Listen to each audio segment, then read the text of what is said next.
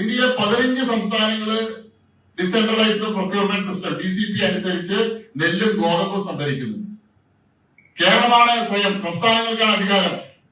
Centralised procurement വേണോ decentralised procurement വേണോ എന്നുള്ളത് തീരുമാനിക്കാനുള്ള അധികാരം സംസ്ഥാനത്തിനാണ്.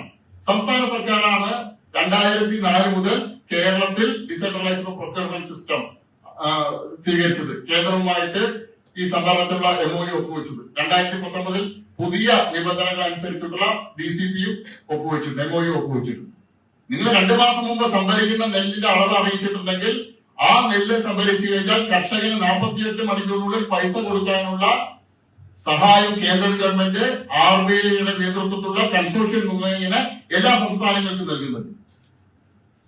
ആ എടുക്കുന്ന ലോണിനുള്ള 8.3% പലിശ നൽകുന്നത് കേന്ദ്ര ഗവൺമെന്റാണ്.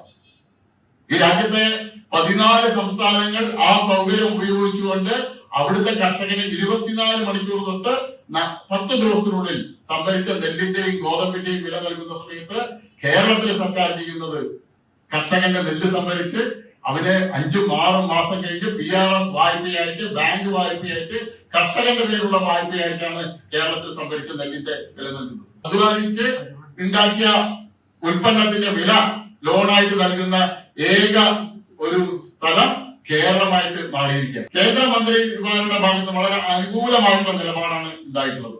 കുട്ടനാട്ടിലെ നെൽകർഷകർക്ക് അധിക വരുമാനം ഉണ്ടാക്കാനായിട്ട്, മത്സ്യകൃഷി ആരംഭിക്കാനായിട്ട് കേന്ദ്ര ഫിഷറീസ് വകുപ്പ് അതിനെക്കുറിച്ച് പഠിക്കാനായിട്ട് 5 വിദഗ്ധ സമിതിയെ കേരളത്തിലേക്ക് നിയോഗിച്ചിരിക്കുകയാണ്. ഞങ്ങൾക്ക് സംസ്ഥാന സർക്കാരിനോട് ആവശ്യപ്പെടാനുള്ളത്, കർഷകന്റെ നെല്ല് സംഭരിച്ചാൽ 48 മണിക്കൂറിനുള്ളിൽ കേന്ദ്രവുമായിട്ടുണ്ടാക്കിയ MOU പ്രകാരം 48 മണിക്കൂറിനുള്ളിൽ സംഭരണ വില നൽകാൻ തയ്യാറാവുക.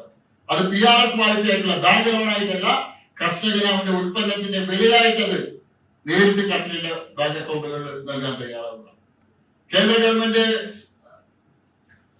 സംഭരണ വില ഓരോ വർഷവും വർദ്ധിപ്പിക്കുന്നുണ്ട്. അതിന് ആനുപാതികമായിട്ട് ഇല്ലെങ്കിലും പോലും നേരത്തെ ഉണ്ടായിരുന്ന 8 രൂപ 80 പൈസയെങ്കിലും നിലനിർത്താൻ വെട്ടിക്കുറച്ച സംഭരണ വില, ഉൽപാദന ബോണസ് പുനഃസ്ഥാപിക്കാൻ സംസ്ഥാന സർക്കാർ തയ്യാറാവുക.